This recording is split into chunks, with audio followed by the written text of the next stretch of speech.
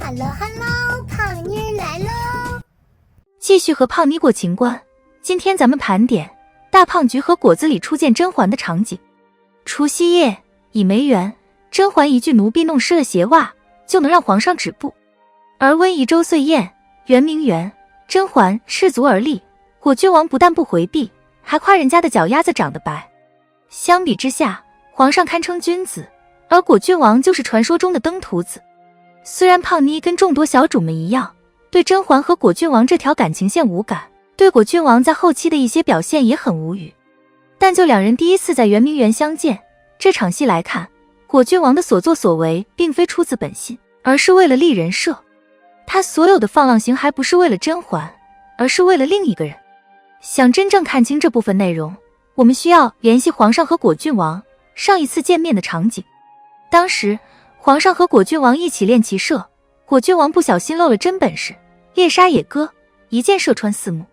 皇上当时就很不高兴，错位十足地说：朕记得你的剑术是皇阿玛亲手教的，巴图鲁教的是剑术，皇阿玛给的是毒之情，皇阿玛还是偏心你的。吓得果郡王赶紧跪倒在地自贬，恰恰是皇阿玛的这一偏爱，臣弟倒成了无用之人了。皇上和果郡王之间的这段对话非常耐人寻味。看到果郡王剑术好，皇上不高兴的原因来自于2个方面，一是嫉妒果郡王享受到了父亲的偏爱，二是怕果郡王太有本事，威胁到自己的江山。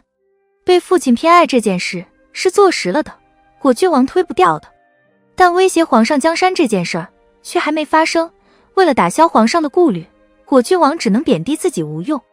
听了果郡王的话之后，皇上意味深长地笑了一声，这笑像是释然，更像是对自贬说的不信。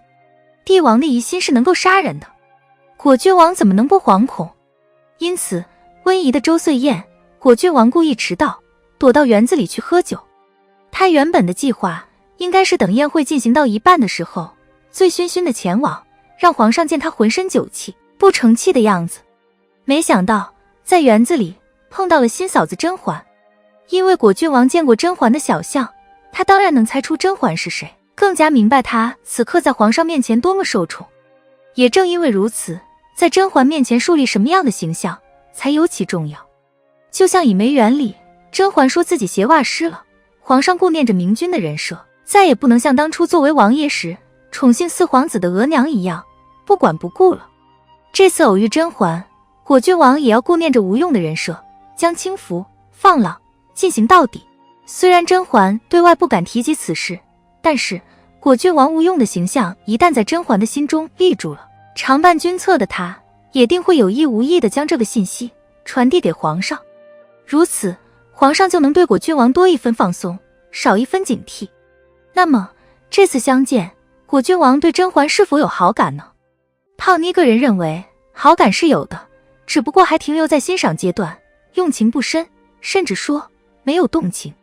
当甄嬛通过一把长笛和酒味儿准确地猜出了果郡王的真实身份之后，她的聪明又使果郡王对她更为欣赏。而与欣赏同步增加的是果郡王的遗憾和愤怒。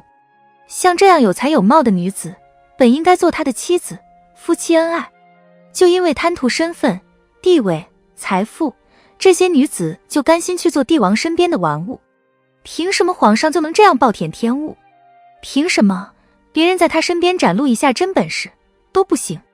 为什么像甄嬛这样值得自己欣赏的女人，美貌下包裹的也是一颗追名逐利的心？出于愤懑，果郡王那句带有侮辱性的你是皇兄的新宠才会脱口而出，惹得流珠大怒。至于后面甄嬛跳惊鸿舞，果郡王吹着笛子为她伴奏，也是为了加固她的不拘束的人设特质。是啊，做帝王最拘束了，一个不喜欢拘束的人，就算有本事当皇帝也志不在此吧。